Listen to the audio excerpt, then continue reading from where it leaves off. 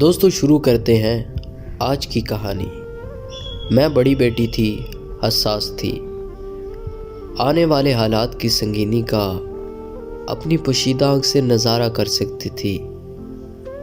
یوں کہنا چاہیے کہ کچھ لوگوں میں ایسی خداداد صلاحیت ہوتی ہے کہ وہ قبل ازیں نوشتہ دیوار پڑھ لیتے ہیں۔ ابو بیمار رہنے لگے تھے اور میں جلد تعلیم مکمل کر کے ان کا سہارا بننا چاہتی تھی تاکہ برا وقت آنے سے قبل گھر کے حالات سنبھل جائے۔ انہوں نے مجھے بہت اعتماد دیا تھا۔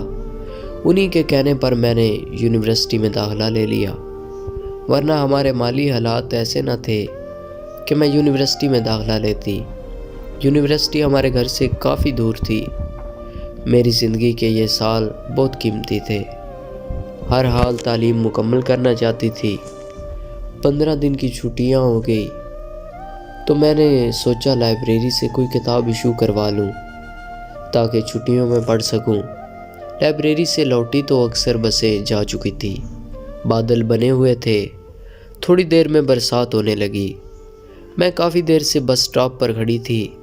بارش تیز ہوتی جاتی تھی۔ میرا گاؤن بھیگ گیا تھا۔ دیر تک جب کوئی بس نہ آئی تو میں ادھر ادھر دیکھنے لگی، جیسے کوئی مصیبت زدہ مدد کے لیے پکارتا ہے۔ اچانک ایک نوجوان کی نظر مجھ بھیگتی ہوئی بے بس لڑکی پر پڑی جو اپنی گاڑی میں بیٹھ رہا تھا۔ وہ میری طرف آیا اور کہنے لگا، محترمہ، بارش تیز ہونے والی ہے، موسلا دھار برسے گی اور پھر کوئی سواری نہیں ملے گی، آ جائیں، میں آپ کو چھوڑ دوں۔ میں نے غور سے دیکھا، شکل جانی پہچانی لگی۔ یونیورسٹی کا طالب علم تھا، مگر کسی دوسرے ڈپارٹمنٹ کا تھا۔ مجھے سوچتے دیکھ کر بولا، اجاز میرا نام ہے، آپ کے ساتھ والے ڈپارٹمنٹ میں ہوں، ڈریے مت، آ جائیں۔ ہمارا دور ایسا نہ تھا کہ لڑکیاں بلا خوف لفٹ لے لیتی، مگر اب مجبوری تھی۔ اس نے گاڑی کا دروازہ کھولا اور میں اس کے برابر والی نشست پر بیٹھ گئی۔ اپنے حلیے پر نظر ڈالی، بال بھیگے ہوئے اور گاؤن سے پانی بہہ رہا تھا، جوتے کیچڑ آلود تھے اور میں شرابور تھی۔ راستے میں اجاز نے مجھ سے گفتگو کی۔ اس کی باتوں کا جواب میں ہے ہوں ہاں میں دیتی رہی، کیونکہ اس کی گاڑی میں بیٹھ کر احسان مندی کے بوجھ تلے خود کو دبا ہوا محسوس کر رہی تھی۔ وہ تعلیم اور یونیورسٹی سے متعلق باتیں کرتا رہا، مگر میں تمام وقت ایسی چپ رہی جیسے سانپ سونگھ گیا ہو۔ گھر آ گیا تو جان میں جان آ گئی۔ گاڑی سے باہر پاؤں رکھا تو واقعی چھاجو می برس رہا تھا۔ میں اگر آج اس کی پیشکش قبول نہ کرتی تو اس سیلاب بلا میں بہہ جاتی۔ گھر کے سامنے اس نے مجھے اتارا۔ صدق دل سے اس کی مہربانی کا شکریہ ادا کیا، مگر جھوٹے منہ بھی اپنے گھر کے اندر آنے کو نہیں کہا۔ خوف زدہ تھی کہ مجھ کو اس کے ساتھ دیکھ کر گھر والے نہیں تو پڑوسی افسانہ تراش لیتے۔ اس دن کے بعد وہ اکثر اپنے شعبے کے ساتھ والے ڈپارٹمنٹ میں نظر آ جاتا۔ مجھے دیکھ کر دور سے سلام کرتا۔ میں سلام کا جواب دینے کی بجائے سر جھکا لیتی۔ وہ نہایت جوشیلا اور زندہ دل نوجوان تھا۔ یونیورسٹی کے تمام فنکشنز میں حصہ لیتا تھا۔ بحث و مباحثہ کی تقریب ہوتی یا مشاعرہ یا ڈراموں کا سلسلہ، کوئی موقع ہاتھ سے جانے نہ دیتا۔ بہت جلد اس کا شمار نمایاں اور مشہور طالب علموں میں ہونے لگا۔ اب وہ ایک طرح سے اس عملی درسگاہ کا سرمایہ تھا جہاں ہم تعلیم پا رہے تھے۔ سبھی اس سے بات کرنے میں فخر محسوس کرتے تھے۔ ایک دن مجھ کو بس سٹاپ پر کھڑے دیکھا تو میری طرف آ گیا، کہنے لگا، اس دن تو بارش کی مجبوری کے باعث میری پیشکش قبول کر لی تھی، آج دھوپ تیز ہے، اتنی دھوپ میں چلو گی تو رنگ سیاہ ہو جائے گا، آج دھوپ کی وجہ سے میری پیشکش قبول کر لو۔ یہ کہہ کر اس نے اپنی گاڑی کا دروازہ میرے لیے کھولا۔ اتفاق یہ کہ اس روز باہر کسی ہنگامی صورتحال کے باعث بسیں بند ہو گئی تھی اور میں اس امر سے لا علم تھی، سو آج بھی مجبوری تھی۔ میں پھر بھی اپنی جگہ جمی ہوئی تھی اگر اس دن تم کو صحیح سلامت گھر پہنچا دیا تھا تو آج بھی پہنچا دوں گا۔ اب مزید وقت ضائع نہ کرو، باہر اچانک گڑبڑ ہو گئی ہے، ہنگامی صورتحال کے تحت بسیں نہیں چل رہی۔ یہ سن کر میرے ہوش اڑ گئے۔ ان دنوں موبائل فون تو تھے نہیں کہ پل پل کی خبر ہاتھوں میں آ جائے۔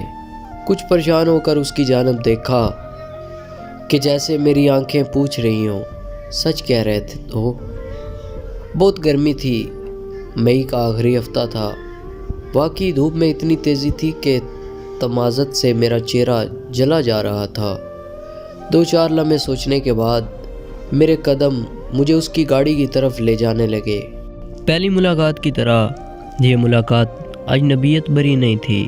مجھے لگا ہم میں دوستی کا رشتہ قائم ہو گیا ہے، ایسی دوستی جو خالصتاً خلوص نیت پر مبنی تھی۔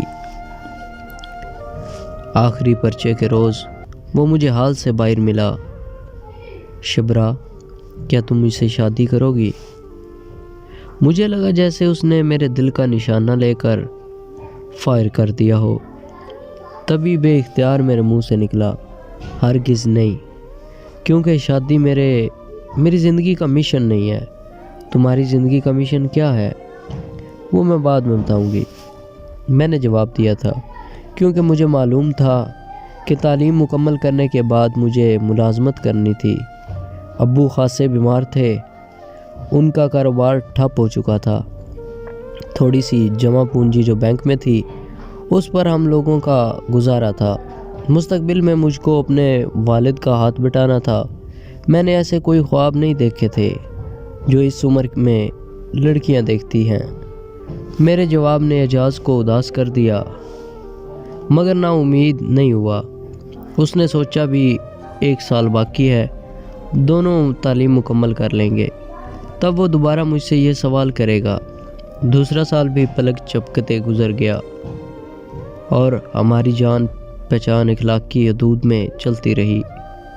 ہمارا جہاں آمنا سامنا ہوتا، رک کر ایک دوسرے کی خیریت دریافت کر لیتے، چند باتیں کر لیتے۔ ہماری جان پہچان اسی حد تک قائم تھی۔ انہی دنوں بہن نے گریجویشن کر لیا تو والد صاحب نے ایک اچھا رشتہ دیکھ کر اس کی منگنی کر دی۔ وہ اپنی زندگی میں ایک بیٹی کے فرض سے سبکدوش ہو جانا چاہتے تھے۔ میرا بھائی ابھی 10ویں میں تھا، اپنے پاؤں پر کھڑا ہونے میں اسے کافی وقت درکار تھا، اور ہم کل 3 بہنیں تھیں، لیکن قدرت نے کچھ اور کر دیا۔ والد صاحب جان کی بازی ہار گئے اور فرائض جو انہوں نے ادا کرنے تھے وہ دھرے رہ گئے۔ سالانہ امتحان سر پر تھا اور ابو کی وفات نے کمر توڑ دی تھی۔ ان دنوں میری حالت بری تھی، غم اور فکر نے مجھے خوف زدہ کر دیا تھا۔ اعتماد اتنا کمزور ہو گیا کہ کسی سے بات کرتے ہوئے بھی گھبرانے لگی تھی۔ اعجاز نے میری کیفیت کو بھانپ لیا۔ وہ روز مجھے دلاسا دینے لگا۔ اس کی باتوں میں جادو تھا کہ میں مایوسی اور نا امیدی کے اندھیرے سے نکل آئی، اپنے بکھرے ہوئے خیالات کو سمیٹا اور پڑھائی پر توجہ دی۔ یوں ماسٹر کر لیا۔ جس روز آخری پرچہ تھا، اعجاز مجھے دوبارہ ملا۔ اس نے وہی سوال دہرایا، اب تو تم نے امتحان دے دیا ہے، مجھ سے شادی کے بارے میں کیا ارادہ ہے؟ مجھے آگاہ کر دو تاکہ امی کو تمہارے گھر بھیجوں۔ ابھی نہیں بھیجنا، ابو کی وفات کو تھوڑے دن ہوئے ہیں، امی اس صدمے سے نہیں نکلی، ذرا وقت گزرنے دو، میں خود بتاؤں گی۔ میں نے بہانہ تراش لیا، کیونکہ اس سوال کا جواب میں ابھی نہیں دینا چاہتی تھی۔ وجہ موجود تھی، میں نے بہن کی شادی کرنا تھی اور چھوٹے بھائی کو پڑھانا تھا۔ فی الحال میں ان کی خوشیوں کے لیے تگ و دو کر رہی تھی، اپنی خوشیوں کی طرف سفر نہیں کر سکتی تھی اور وقت کا کچھ اندازہ نہ تھا۔ یہ ایک لامتناہی انتظار تھا۔ اب میں کبھی کبھی اعجاز سے فون پر بات کر لیتی، بس یہاں تک ہمارا رابطہ تھا۔ میں نوکری کی تلاش میں سرگرداں ہو گئی۔ بالآخر ایک پڑوسی کی سفارش سے ایک فرم میں نوکری مل گئی۔ اعجاز نے کافی انتظار کیا۔ جب اس کو اپنے سوال کا کوئی خاطر خواہ جواب نہ ملا تو وہ تعلیم کے لیے بیرون ملک چلا گیا۔ وہاں سے بھی اس نے مجھ سے رابطہ کیا۔ ہر بار کہتا کہ میرا سوال بھلانا نہیں، تمہیں مجھ کو کبھی نہ کبھی ہاں میں جواب دینا ہی ہوگا، تب تک میں اپنی تعلیم مکمل کر چکا ہوں گا۔ میں ادھر دن رات رزق کی خاطر محنت اور مشقت میں لگی تھی۔ اب میں ہی گھر کی سربراہ تھی۔ میری آمدنی پر کنبے کا انحصار تھا۔ چھوٹی بہن، ماں، بھائی سبھی اپنی ہر ضرورت کے لیے میری طرف دیکھنے پر مجبور تھے۔ ایک روز ڈاکٹر صاحب نے بتایا کہ ہسپتال میں اعجاز نامی ایک مریض آیا ہے۔ اسے کینسر ہے جو آخری سٹیج پر ہے۔ وہ تھوڑے دنوں کا مہمان ہے اور بچنے کی کوئی امید نہیں ہے۔ یہ نام سن کر مجھے اعجاز کی یاد آ گئی۔ اگلے روز میں کسی وجہ سے ڈاکٹر صاحب کے پاس ہسپتال گئی اور تو وہ اسی مریض سے متعلق نرس کو کچھ ہدایات دے رہے تھے۔ میں نے پوچھا کہ وہ کیسا ہے؟ چند روز کا مہمان ہے، جلدی مجھ سے بات کر لو۔ میں اسے دیکھنے جا رہا تھا، انجیکشن لگانا ہے، یہ کہہ کر وہ چلتے چلتے باتیں کرتے جاتے تھے اور میں ان کے ساتھ ساتھ چلتی جا رہی تھی۔ مریض کے روم کے سامنے وہ ٹھہر گئے، بولے رکنا چاہو تو میرے آفس میں بیٹھ جاؤ۔ میں نے کہا نہیں، مجھے جلدی ہے، ریحان کو اسکول سے لانا ہے۔ اچانک میری نظر کمرے کے اندر بیڈ پر لیٹے ہوئے مریض پر پڑی۔ نرس اسی وقت وہاں سے نکل کر باہر آ رہی تھی۔ حیرت زدہ رہ گئی کیونکہ یہ تو وہی اعجاز تھا جو کبھی جوشیلا، ہنس مکھ، زندگی سے بھرپور ہوا کرتا تھا، جس نے مجھے مایوسی کے اتھاہ اندھیروں سے نکالا تھا۔ میں نے اس سے باتیں کی، وہ بہت غمزدہ تھا۔ پوچھا کہ تم نے میرے سوال کا جواب نہیں دیا، کیا کسی خوش نصیب کو ہاں میں جواب دے دیا ہے؟ اس کی حالت دیکھ کر میں اسے زندگی کا آخری دکھ نہیں دینا چاہتی تھی۔ تبھی کہا کہ میں نے کبھی کسی کو آج تک ہاں میں جواب نہیں دیا۔ میں شادی نہیں کر سکتی تھی کیونکہ میرے مالی حالات بہت دگردو تھے۔ مجھ کو بیوہ ماں، چھوٹی بہن اور بھائی کی کفالت کرنا تھی۔ یہ جواب سن کر تھوڑی دیر کے لیے اعجاز کے لبوں پر مسکراہٹ آئی۔ کہنے لگا، میں زندہ رہنا چاہتا ہوں، مگر اب زندہ رہنے کے لیے کوئی امید باقی نہیں رہی ہے۔ میں نے اس کا ہاتھ اپنے ہاتھ میں لے کر دلاسا دیا کہ امید مت چھوڑو، اللہ نے چاہا تو تم ٹھیک ہو جاؤ گے، پھر سب کچھ ٹھیک ہو جائے گا۔ کبھی جس نے مجھے جینے کی امید دلائی تھی، آج میں اسے جینے کی امید دلا رہی تھی۔ یہ ساری باتیں میں نے ڈاکٹر صاحب کے سامنے کہی اور میرے جیون ساتھی بہت صبر و تحمل اور خاموشی سے یہ سب سنتے رہے۔